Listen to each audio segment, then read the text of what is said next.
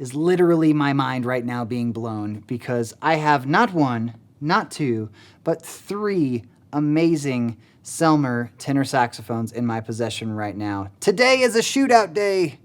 Shootout of the Selmer reference series versus the vintage stock Selmers. So as you heard in the recording, we have a reference 54, a reference 36, and then a vintage Mark VI from the early 60s. We are going to shoot out the old versus the new, compare and contrast. I'm going to give you lots of listening examples, and then we're going to talk about the feel of each one of the tenors today. Really, I cannot express how excited I am to talk about these today and give you guys a little taste of what Selmer can do from back in the day all the way to the modern series that we have today. Really excited. Let's jump in with our first test. So this is a couple of licks that focus on basically the bottom and top end of the horn, just to hear what they can do and hear how they stack up against one another. They are all identical licks. I have used zero EQ, zero compression, and really just trying to give you the raw sound of each horn. So let's see what you think.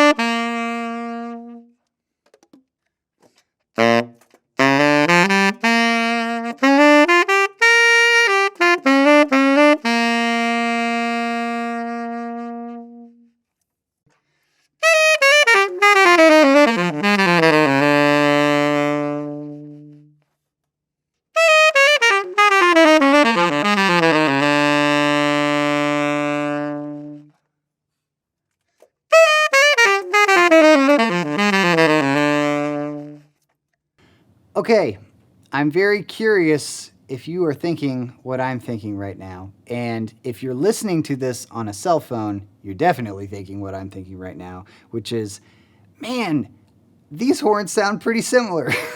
Which, when you're talking about such high-level saxophones, and the thing I love about comparing it to my Mark VI, which is if you know anything about vintage saxophones, the Mark VI is like the holy grail type of saxophone. So it's cool to see that Selmer's modern versions of these horns are so similar and so consistently made that they replicate the sound of the quality vintage craftsmanship they had back in the day. And they're still pushing forward on that, not only in terms of tone and feel, but also just mechanics and quality of craftsmanship and the thoroughness in their design.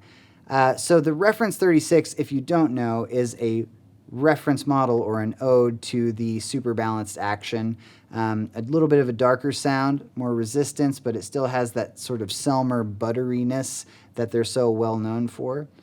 Moving up to the reference 54, that was designed to be an ode to the Mark VI. So it has a lot more edge, a lot more cut and punch in the low end, and it definitely sounds the most similar to my Mark VI, which makes sense. And I love that I got to do the comparison. So the Mark VI is my own personal horn. Unfortunately, I do not own a super balanced action to compare with the 36, but it's nice to see the differences and similarities between Selmer's vintage gear versus something that is brand new out of the box, and just how similar they sound. If you notice, I'm not mentioning the feel. The feel of these horns, the way that they respond, sort of the subtleties that I'm getting in the room that probably are not coming through the same way on a microphone, are wildly different. And we're going to talk about that here in just a little bit. But first, I wanted to play through a chromatic scale. So you'll hear each horn side by side going through a chromatic scale, first at I would say medium to loud volume, and then another pass just playing softly and trying to get more into the sensitive side of the horn. So let's check those out and discuss the differences afterwards.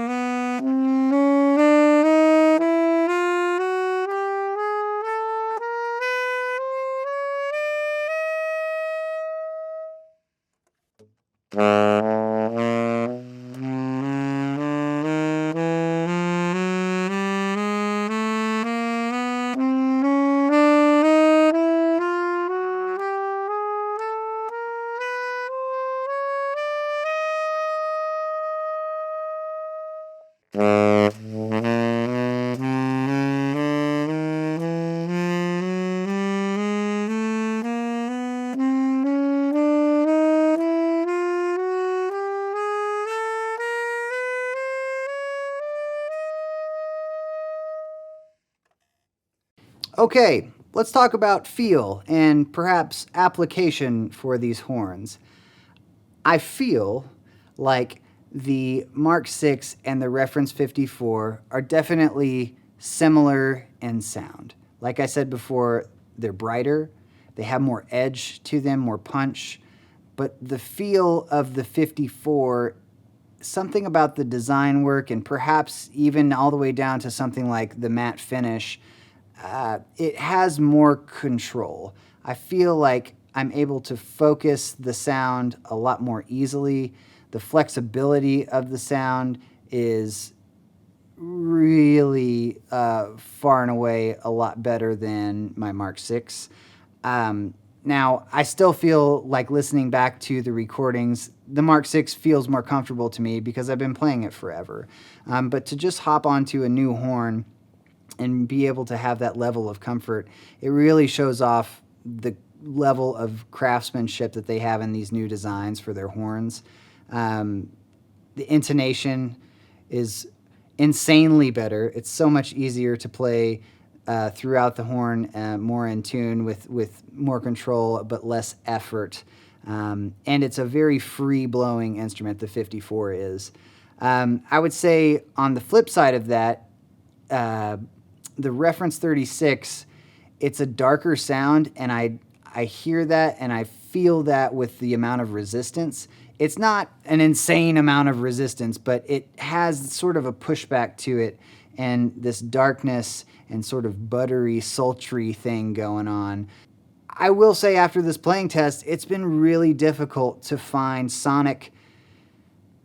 huge sonic differences between them. There are definitely subtleties between each of the horns, and I think it would solely come down to preference between the two.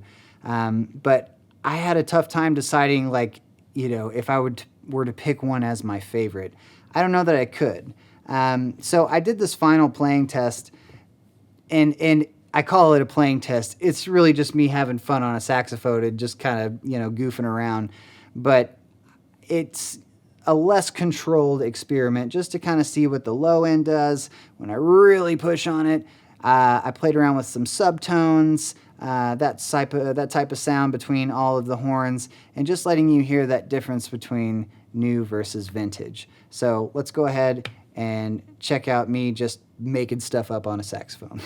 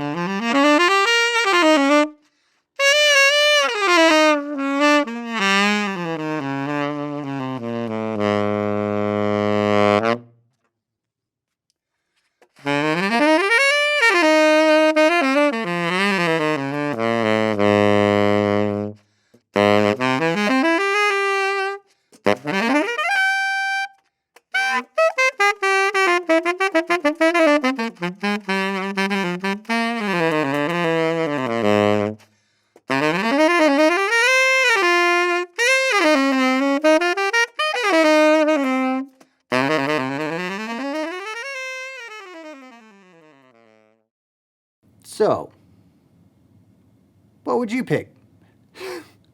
Help me. I don't know what I would pick. I really have sat down for days now listening as I'm editing through the video and the audio, and it's really difficult to decide.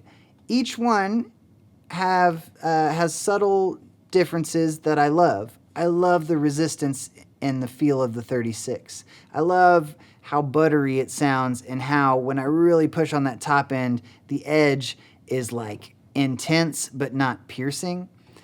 I love how the 54 really cuts, and I love the pop of the bottom end. It's just a really fat sounding horn with a lot of character and body to the sound, and the control and the action, it feels really nice under my fingers. Now, my Mark 6. It's a Mark 6. It's like the Holy Grail, right? So that would be the obvious choice. But maybe not. I think that I'm partial to my Mark 6 because, one, I've played it for many years and very used to its quirks. But if I were walking into the room, not having any personal connection to the three horns, I really don't know that I would just go for, the vintage Holy Grail Mark 6. You get a lot of bang for your buck with a brand new horn of this caliber, especially one by Selmer. I'm a big Selmer fan, obviously, but there's something about, why would you buy a used car instead of a new car for the same price? Like, these saxophones, they're amazing in their quality and their attention to detail. The Supreme that I played a few weeks back is like one of the most mechanically beautiful horns that I've ever held in my life. And then next up, I get to hold a reference 36 and a reference 54, which people in the comments were talking about, like, how awesome these horns were, and they're so right. Like, the craftsmanship is amazing. They just harness that vintage sort of sound and body, everything that is good about a high quality horn. I really enjoyed playing all three of them, but I think when it comes down to it, if I were to choose one, I don't know that I could, but I think my tendency would be to go towards a newer horn just because it's going to last longer. And it's not to say that my Mark 6 isn't going to last me the rest of my life, but in the last year, I've been to the shop at least 4 times just to have little things repaired on my Mark 6. And, the action's off, or a spring came loose, or this or that. Just little things with older horns. They just require more upkeep as they age. So if you're going to spend this kind of money and they sound so similar, why not pick something that's newer and it's going to last you longer and get to the gig without a bunch of problems? I mean, I carry a set of screwdrivers with me because I'm worried that there's this screw on my Mark 6 that always wants to pop out, and it seems to always happen right before I play a gig. Like, I don't have to worry about that stuff all the time. So I think I would prefer to buy a brand new horn over something vintage. After playing these two horns, I'm a really big fan, and I think that you just have to check it out. I mean, it comes down to feel and how these horns feel in terms of their responsiveness and how they feel under your fingers. Like, that's a really important part of it. So I recommend going to Palin Music Center right now and trying these horns, because you can, and they're amazing. So I'm so excited that I got to do this shootout. It was a lot of fun. These are some really great horns, and I hope you enjoyed the comparison. If you have some more shootouts that you would like to see, so Palin can send me more fancy saxophones, that would be really cool too. So leave us a comment, let us know what you think of the reference 36 and the reference 54, and thank you to Palin Music Center. You guys have a nice day. Thanks for watching.